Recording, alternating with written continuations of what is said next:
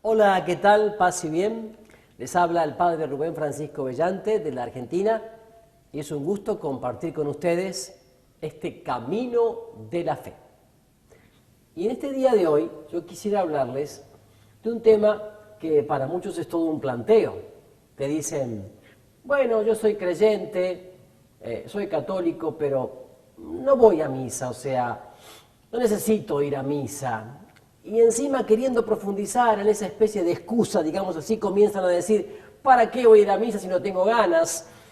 O es hipócrita ir a misa si uno no tiene deseos, o ir allí con mala cara, o ir como hacen otros que van para hacerse ver, o aquel fulano o sutano que fíjate va a misa y ahí comienzan a agregar y agregar y agregar argumentos que no hacen más que poner en evidencia que ciertamente lo que están diciendo no tiene fundamento.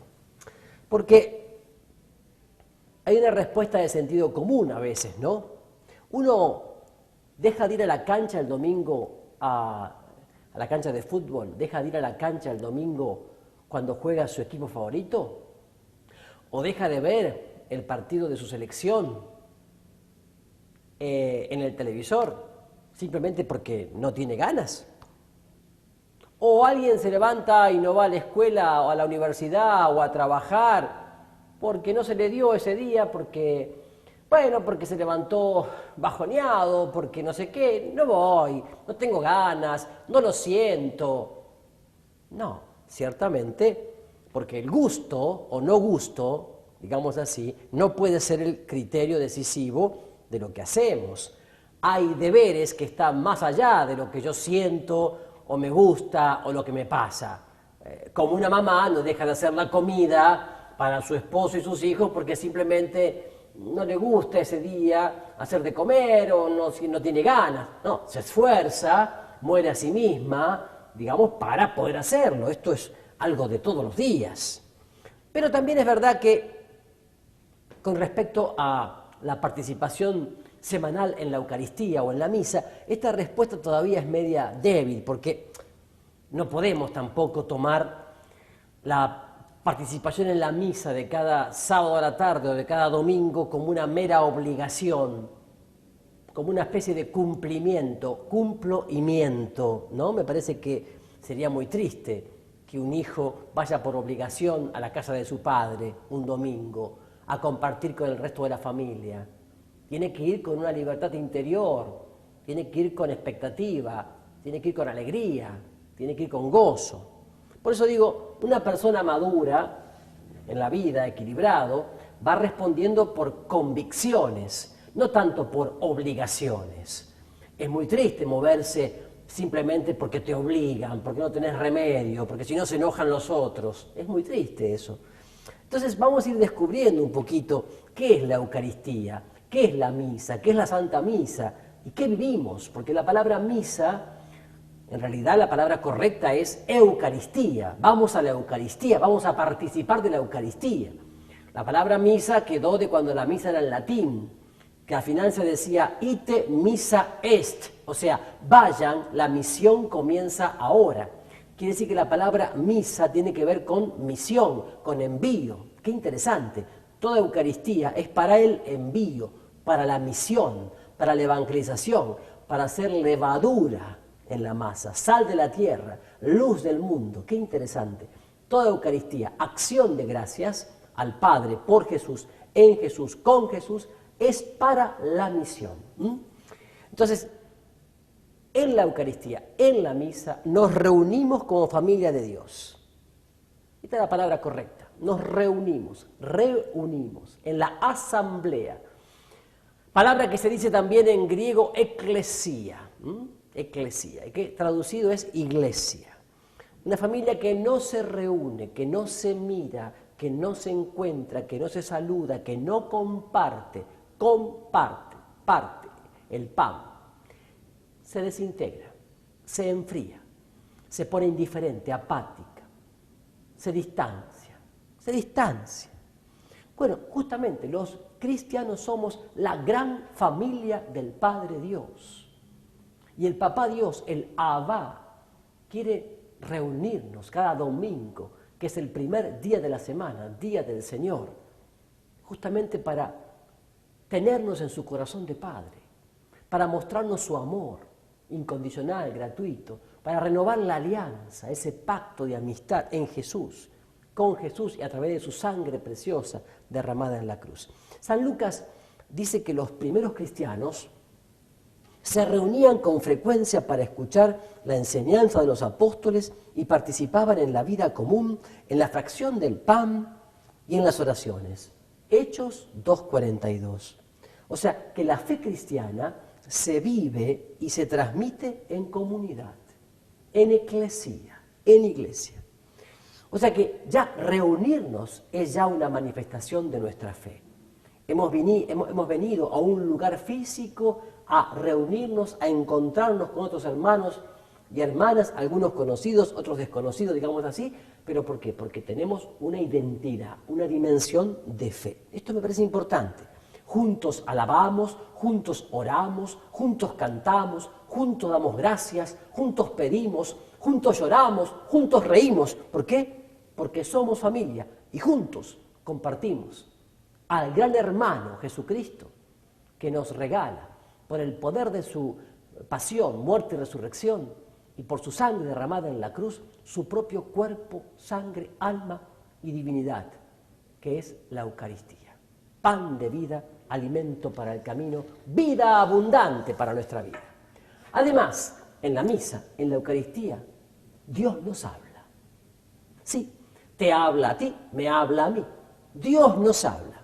Toda la primera mitad de la Santa Misa, lo que se llama liturgia de la palabra, que incluye el inicio con el saludo, el rito penitencial, ¿verdad? Toda la primera parte de la Santa Misa es la celebración de la llamada liturgia de la palabra de Dios.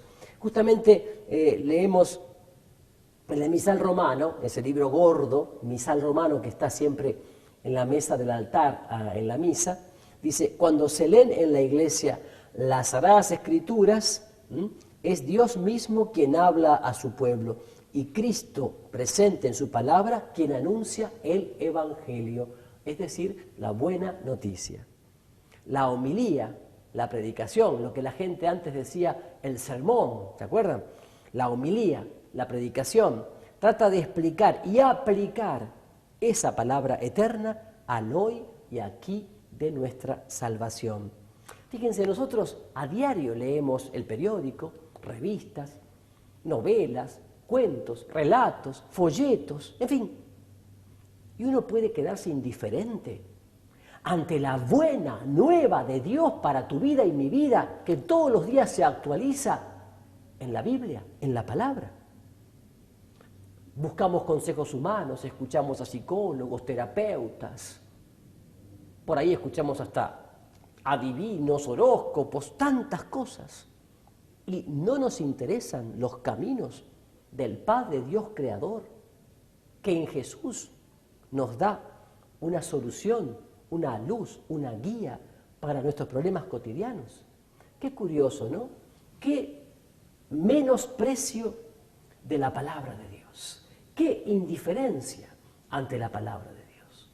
Es más, yo veo que mucha gente va a ver una película al cine y cuando sale la comenta con sus amigos, familiares, va a su casa, la sigue comentando. Al día siguiente va a la escuela, la comenta, va al trabajo, a la oficina, la comenta, va al club a hacer deporte y la sigue comentando, porque le quedaron las imágenes vivas, los textos, las miradas, el protagonista, lo que sea, una escena.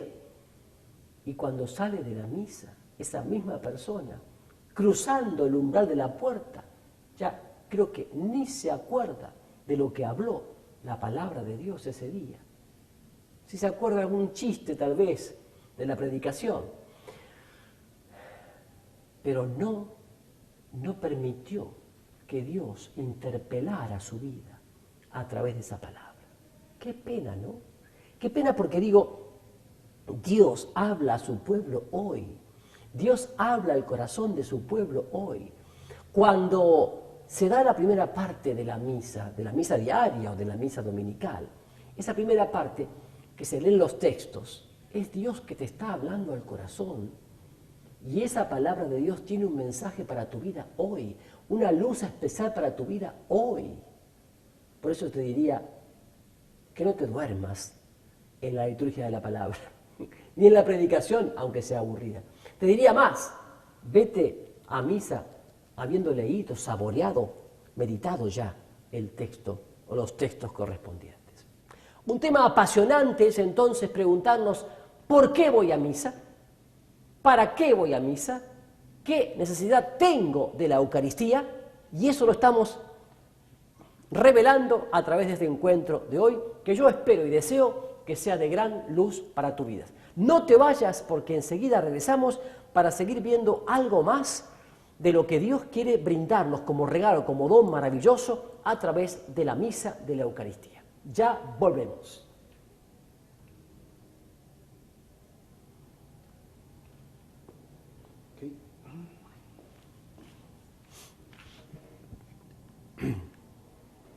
Usted me dice, Padre. Vamos. Grabando, 3, 2. Ya estamos de regreso entonces y estábamos diciendo que en la Eucaristía, en la Santa Misa, nos habla Dios. Pero también, atención a esto, celebramos nuestra salvación. De hecho, nos encontramos en la Eucaristía, en la Santa Misa, con el amor incondicional, gratuito, maravilloso que Dios demostró a lo largo de toda la historia para con los seres humanos todos, librándonos de toda clase de esclavitudes y guiándonos hacia la tierra prometida. La tierra prometida que para el pueblo de Israel fue, bueno, Canaán, ¿no es cierto? Lo que hoy es la Tierra Santa, pero que para nosotros es la Jerusalén celestial, la vida eterna, el cielo, la casa del Padre. Dios nos amó tanto que nos mandó a su único Hijo, Jesucristo, que se sacrificó, sacrificio, sacrum factum, o sea, derramó su vida por nosotros. Bueno, en la Eucaristía, en cada misa, celebramos toda esa historia de salvación renovada, recreada, reactualizada, justamente ante la culminación de la pasión, muerte y resurrección de Jesús. A ver, quiero ser más claro.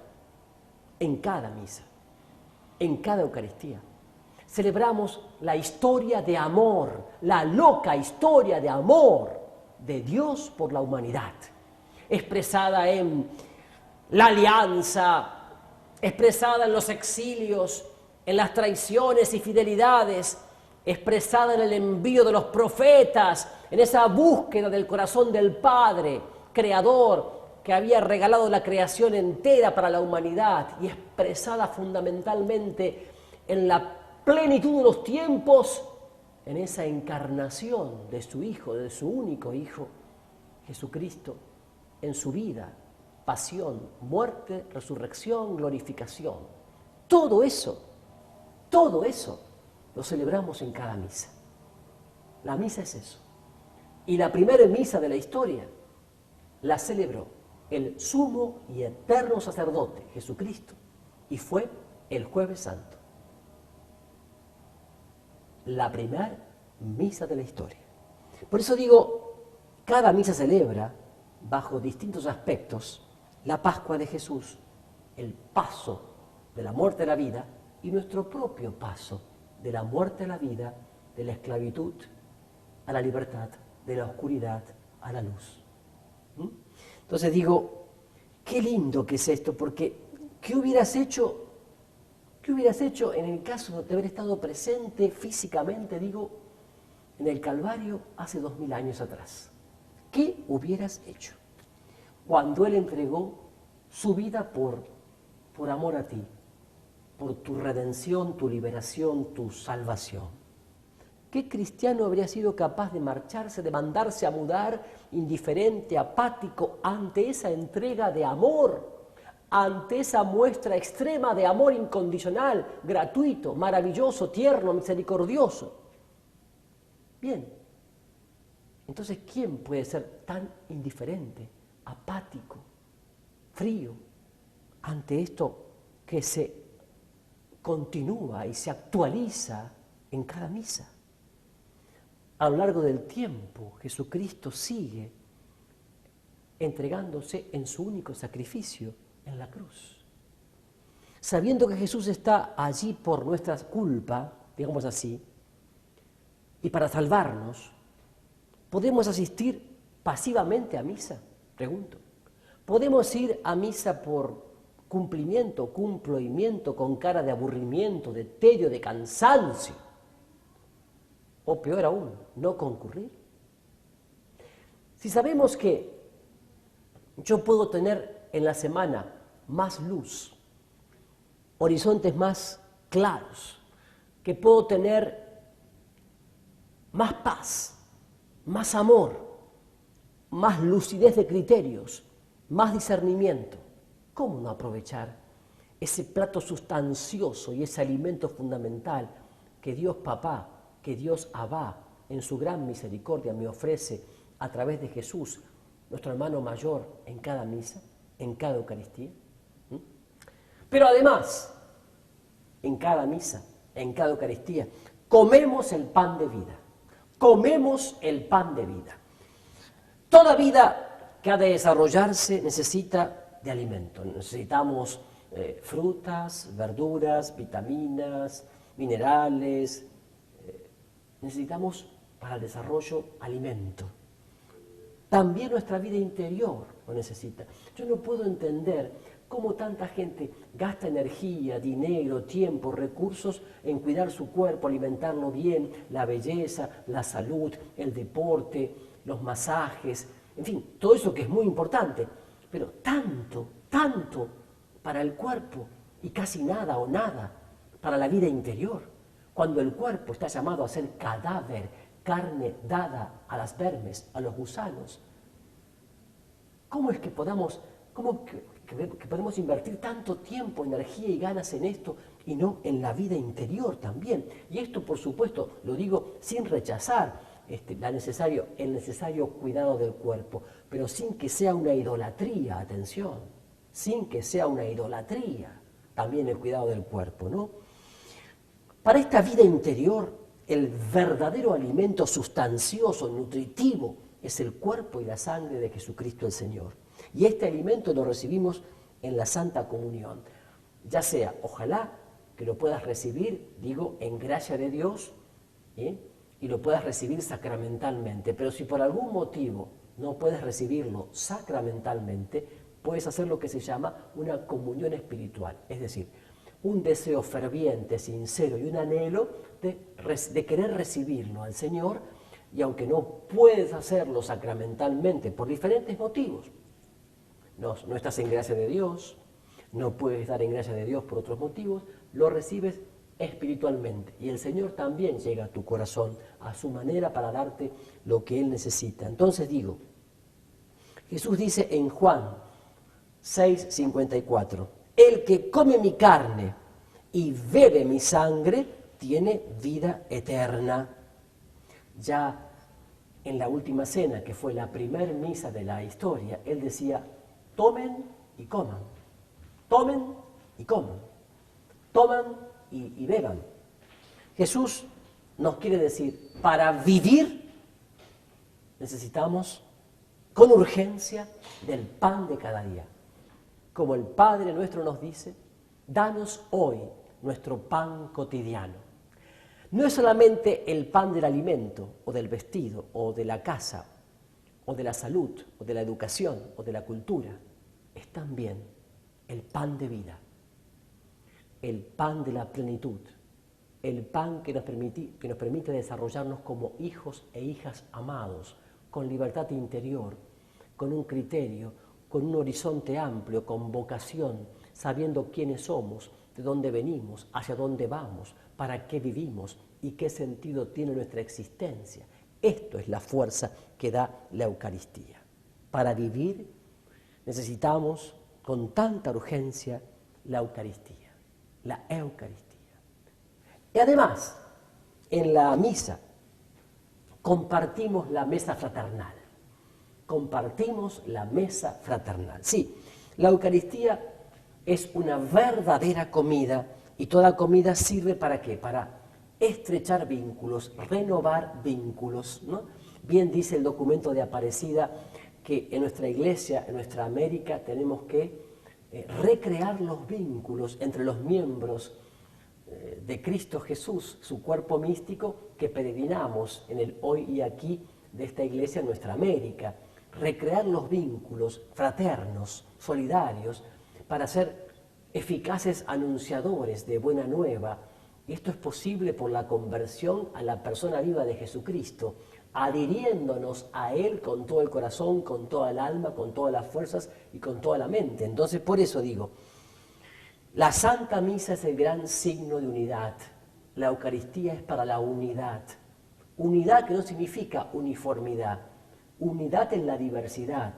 Pero aquel anhelo tan grande de unidad que hay en cada corazón humano se plasma, se cuaja, se concreta en la Eucaristía, donde Jesucristo se hace uno en el corazón de cada uno, justamente, para fundirnos en su amor, respetando el personal estilo de cada uno, su historia personal, temperamento, carácter y los carismas que cada uno tiene. Me parece maravilloso esto, porque lo que por sí solos humanamente no podemos o no queremos a veces, si el Señor nos lo concede como gracia, como regalo, como don, el don de la unidad. Entonces, qué hermoso que es esto, porque cuántas veces el Señor en cada comunión derriba muros y construye puentes para la unidad, tan necesaria para el testimonio y para que otros crean. Seguimos enseguida hablando de este apasionante tema. Ya volvemos.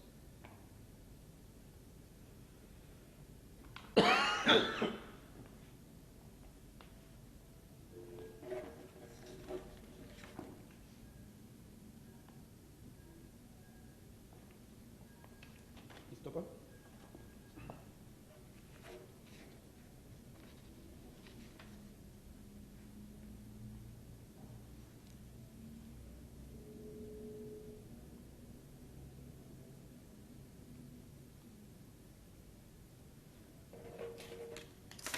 Vamos. 4, 3, 2. Seguimos hablando entonces de esto que es ¿por qué voy a misa o por qué necesito ir a misa a participar de la Eucaristía? El domingo, Día del Señor, que es el primer día de la semana. Domingo, domino, que significa Señor. Dominica día, Día del Señor. Y también decíamos que en la Eucaristía, en cada misa, damos gracias a Dios por la creación y por nuestra salvación. Damos gracias a Dios por la creación y por nuestra salvación. Por eso, un nombre muy antiguo de la misa es Eucaristía. Eucaristía, que significa acción de gracias. Acción de gracias. Porque en cada misa damos gracias a Dios, lo alabamos, lo bendecimos, lo glorificamos por la fe y la esperanza cristiana, la que nos ha dado y por ese inmenso amor que tiene a nosotros, que somos sus criaturas y que en Jesús, por su pasión, muerte y resurrección, también somos sus hijos e hijas, ¿verdad? Por el bautismo nos hizo hijos adoptivos suyos en Jesucristo el Señor. Así que no queremos ser como un hijo que perdió el cariño de su padre y no sabe más agradecer los favores recibidos. No queremos ser ingratos, ya que la ingratitud hoy es una moneda corriente que abunda. Queremos reunirnos todos para celebrar agradecidos nuestra salvación y queremos hacerlo como Jesús nos lo enseñó. Pero también tenemos que decir que todos celebramos la Santa Misa. Todos somos celebrantes, porque hay un concepto equivocado de pensar que en la misa hay espectadores y hay uno que actúa. El primer actor es el sacerdote, los demás son espectadores. Incluso es curioso que algunas iglesias están hechas como si fuera una especie de teatro, ¿no es cierto? El escenario, el palco escénico sería la parte del presbiterio, del altar, y las butacas serían los bancos. Entonces la gente está mirando, sentada, pasiva, espectadora, cruzada de brazos, y el otro actúa. Y junto con él hay actores secundarios, monaguillos, lectores, el que guía, acólitos, etc. Esa es una concepción errada, equivocada, ya que la iglesia es comunión y participación, comunión y participación. Por lo tanto, atención, la misa la celebramos todos y todas. Todos los que están participando de la misa celebran la Eucaristía y el sacerdote preside esa celebración en nombre de Jesucristo, sumo y eterno sacerdote. ¿Está claro? Pero todos y todas celebramos la Eucaristía y hay uno que la preside en nombre de Jesucristo, sumo y eterno sacerdote. Esto me parece importante. Por eso nuestra participación en esta asamblea fraterna ha de ser no solo interior, como quien está en su mundo, encerrado allí, como si estuviera solo. No. Tiene que ser exterior, interviniendo activamente, participando todos en las oraciones, en los cantos, en las alabanzas. Y no mecánicamente, sino con el corazón. Y tomando conciencia que estoy rodeado de hermanos y hermanas que están también alabando y bendiciendo y dando gracias al Padre, como yo. Qué interesante. Por eso, la misa es, como dice el Concilio Vaticano II, es la fuente y la cumbre de toda vida cristiana. La fuente y la cumbre. Toda nuestra vida cotidiana, todo el ser y qué hacer, trabajo, estudio, deporte, cultura, apostolado, matrimonio, familia, noviazgo, amigos, diversión, todo tiene que estar inspirado y guiado de lo que aprendemos y celebramos cada semana en la Eucaristía, en la Santa Misa. Debemos ser consecuentes. Si en la misa Jesús se sacrifica por nosotros, también tenemos que hacer de toda la semana de nuestra vida, familia, trabajo, estudio, deporte, diversión, un sacrum factum, es decir, algo sagrado, algo ofrecido a Dios, algo hecho como hijos e hijas de Dios, algo hecho con sentido, con fuerza interior, algo que le ponga a todo el sello de lo trascendente, algo que le ponga ya a todo el sello, el gustito de la vida eterna, de la victoria, del cielo, de la resurrección. Todo el ser y quehacer de un bautizado, de una bautizada, tiene que tener el sello de la Eucaristía. Por eso es como que toda la semana encuentra su culminación en la misa del domingo y toda la nueva semana que empieza encuentra su fuente también en la misa, en la Eucaristía de ese domingo, en un ciclo maravilloso y eterno que tendrá su final en la misa eterna, en la Eucaristía eterna, celebrada para siempre y por siempre junto a Jesús con el Padre, en el banquete eterno, en la casa del Padre Dios, en el cielo, en la vida eterna. Y la misa, cada misa, en este peregrinaje, es un anticipo de ese cielo, de esa vida eterna, de esa victoria final, definitiva, que esperamos y anhelamos. Entonces, qué lindo que es esto, porque si los domingos nos reunimos como hermanos y compartimos la mesa del Señor, también debemos compartir nuestra vida con generosidad y tratarnos como hermanos durante toda la semana. Porque no podemos separar la misa del domingo del resto de la semana. No podemos divorciar la misa como culto de cumplimiento, y el resto de la semana, trabajo, estudio, familia, como totalmente desconectado de ella, como pagano. El domingo como santurrón católico y el resto de la semana como un pagano. Evidentemente, allí la Eucaristía no está cumpliendo su misión, su objetivo, sino que evidentemente algo estoy haciendo, como un muro levanto para que la Eucaristía no sea en mí levadura, que dé crecimiento y que ilumine a otros.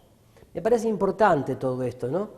Porque la verdadera misa del cristiano es participar en la celebración de la Santa Misa y poner en práctica lo que ella significa.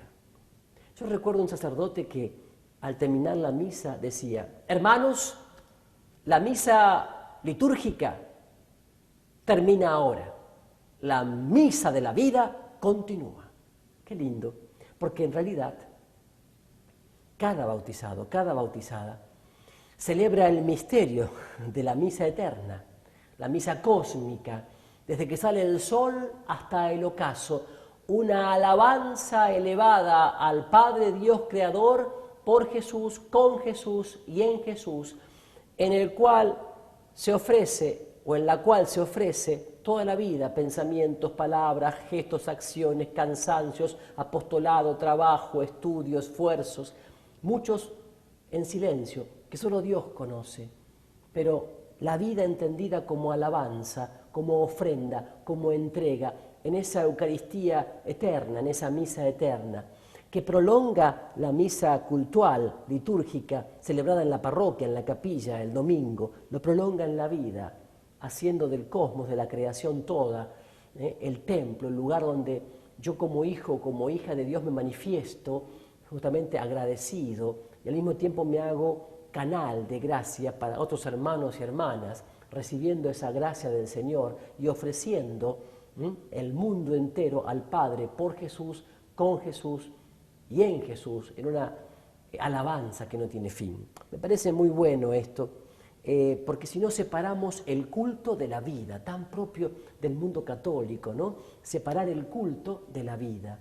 Lindas ceremonias, entre comillas, estéticas, con mucho incienso, con lindos cantos, bien preparadas, ceremoniosas, muchas veladoras, muchas flores, todo muy lindo, pero se termina la misa, se va cada uno a comer algo, a platicar, se quedan hablando en el atrio o en la vereda de la iglesia más tiempo de lo que se estuvo dentro del templo, no se aguantan más de 60 minutos dentro del templo y se aguantan 1 hora y media, 2 en la vereda del templo, hablando de cualquier cosa.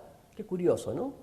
Y después, por supuesto, terminó eso y ya al día siguiente comienza el lunes, que oficina, que escuela, que universidad, que compromisos, que esto, y ya está. Es como que la misa del domingo no selló la semana, sino que fue un rito alejado de la realidad de mi vida. No debe ser así.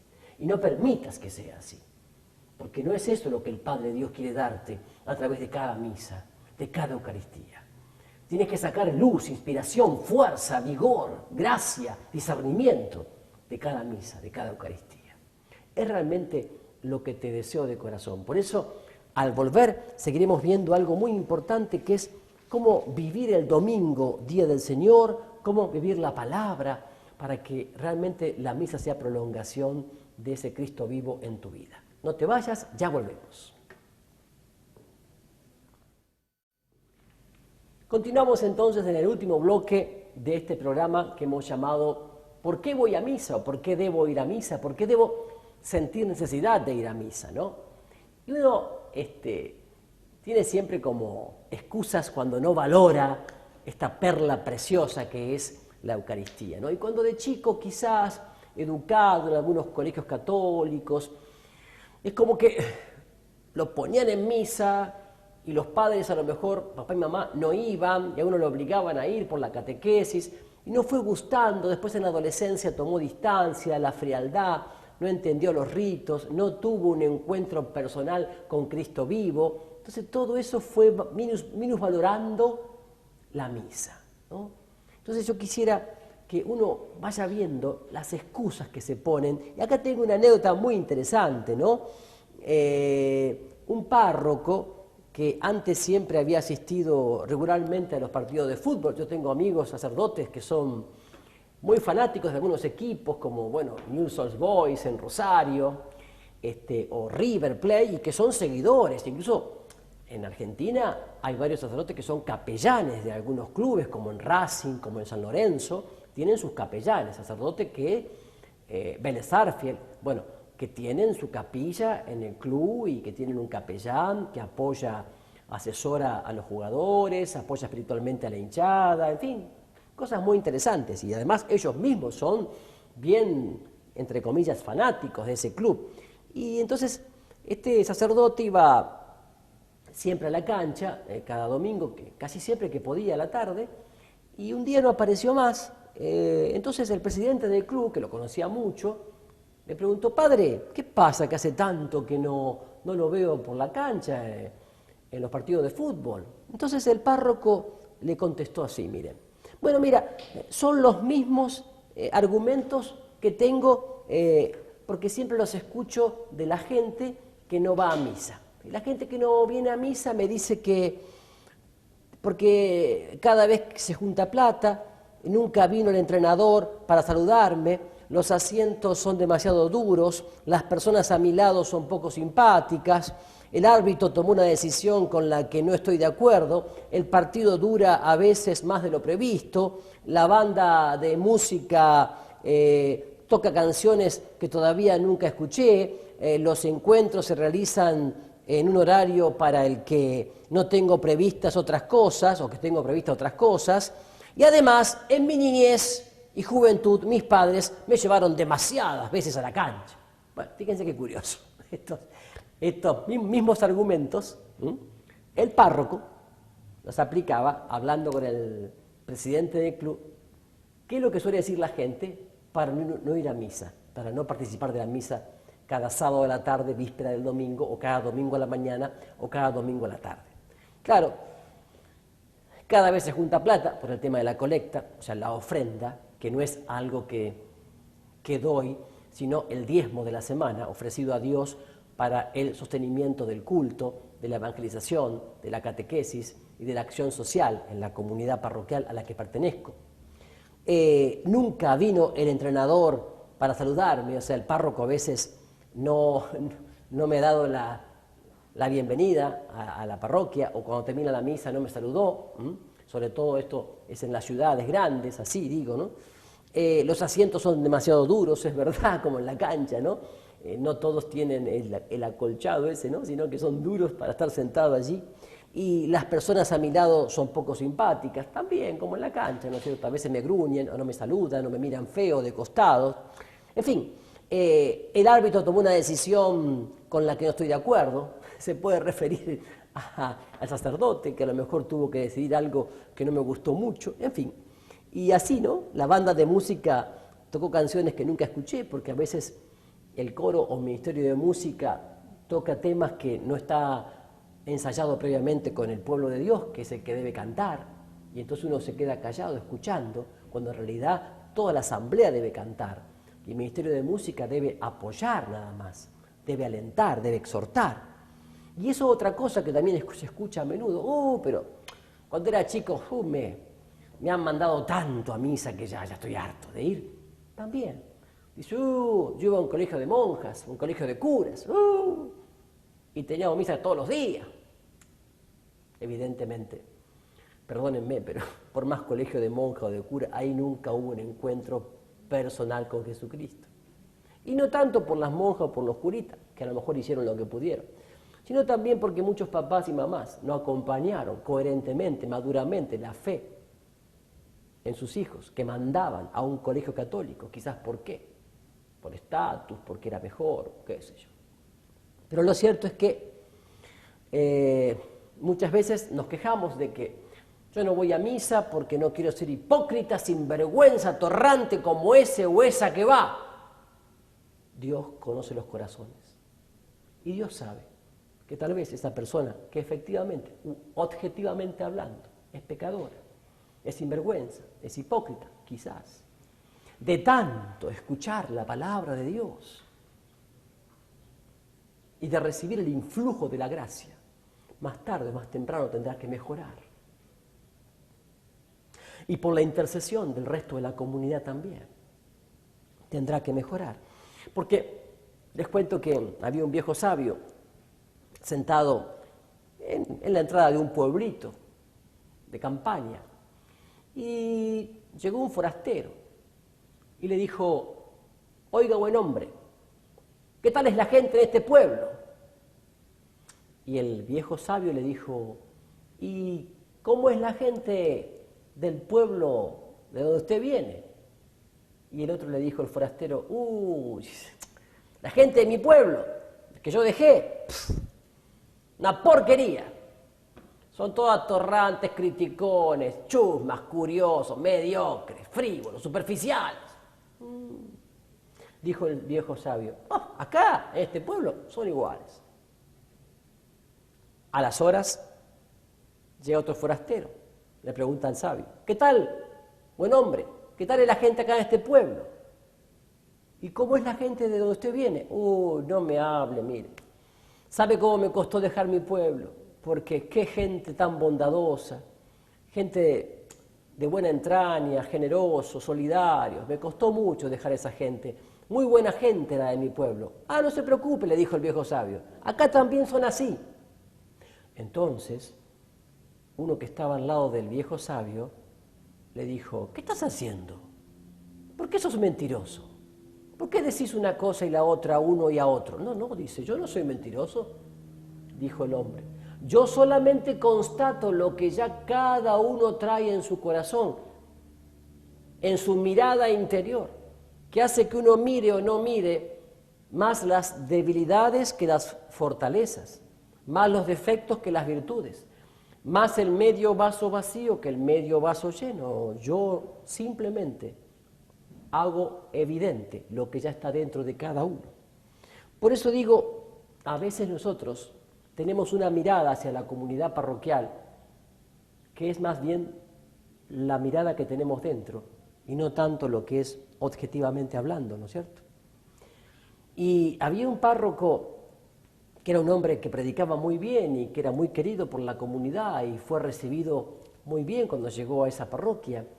Todo el mundo esperó con expectativa la primera predicación, el primer sermón, como se dice. En realidad se dice homilía, ¿verdad? Homilía. Homilía o predicación, no sermón. Homilía o predicación. Predicó magnífico, la gente lo felicitó, lo saludó, le agradeció. Al segundo domingo, otra vez, la predicación. Casi igual. Al tercer domingo, la predicación, casi igual. Al cuarto domingo, la predicación, casi igual. Entonces ya algunos se animaron a decirle, bueno, padre, muy linda la predicación, pero hace 4 domingos que nos predica lo mismo. Y él contestó, y lo seguiré haciendo. Hasta que ustedes no cambien en esto, yo no puedo predicarle otra cosa nueva. Es evidente que sí, después de la predicación de 4 domingos, yo veo que siguen en la misma actitud, no vale la pena que yo les predique algo nuevo sobre la palabra de Dios cuando ustedes no han cambiado en ese aspecto. La palabra de Dios no puede caer en saco roto. ¿Me explico? Entonces, qué interesante que es esto. Hay que sembrar, sembrar y sembrar, que es la actitud fundamental de todo bautizado, laico, sacerdote, religiosa, religioso. Hay que cosechar, si Dios quiere y para su gloria, pero sobre todo hay que agradecer, alabar, por esta posibilidad que Él nos da de sembrar, sembrar y sembrar la palabra de Dios siempre. Y sobre todo a través de esto maravilloso que es, digo, la Eucaristía. Vivida a lo largo del año en lo que se llama el año litúrgico, el tiempo de Adviento, Navidad, Cuaresma, etcétera, etcétera, que son la manera pedagógica de poder comunicar el único plan de salvación, que es el plan que el Padre Dios tiene en Jesús para todos ustedes y para mí. Que podamos vivir intensamente entonces la celebración de la Santa Misa vivida con espíritu de hijos e hijas que alaban y bendicen al Señor. Que a través de María te bendiga el buen Dios Todopoderoso que es Padre, Hijo y Espíritu Santo. Amén. Paz y bien para todos ustedes.